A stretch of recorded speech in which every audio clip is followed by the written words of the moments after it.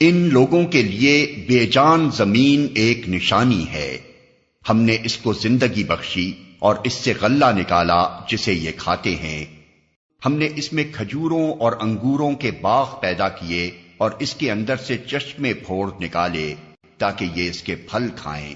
یہ سب کچھ ان کے اپنے ہاتھوں کا پیدا کیا ہوا نہیں ہے، پھر کیا یہ شکر ادا نہیں کرتے؟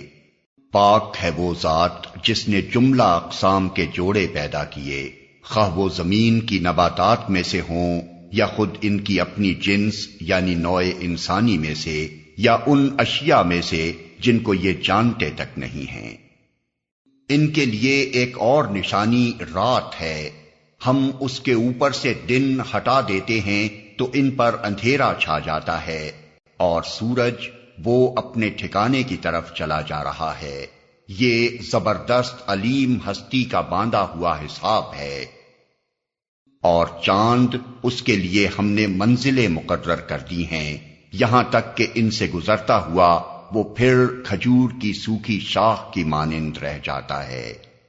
نہ سورج کے بس میں یہ ہے کہ وہ چاند کو جا پکڑے، اور نہ رات دن پر سبقت لے جا سکتی ہے، سب ایک ایک فلک میں تیر رہے ہیں۔ ان کے لیے یہ بھی ایک نشانی ہے کہ ہم نے ان کی نسل کو بھری ہوئی کشتی میں سوار کر دیا، اور پھر ان کے لیے ویسی ہی کشتیاں اور پیدا کی جن پر یہ سوار ہوتے ہیں۔ ہم چاہیں تو ان کو غرق کر دیں، کوئی ان کی فریاد سننے والا نہ ہو اور کسی طرح یہ نہ بچائے جا سکیں، بس ہماری رحمت ہی ہے جو انہیں پار لگاتی اور ایک وقت خاص تک زندگی سے متمتع ہونے کا موقع دیتی ہے۔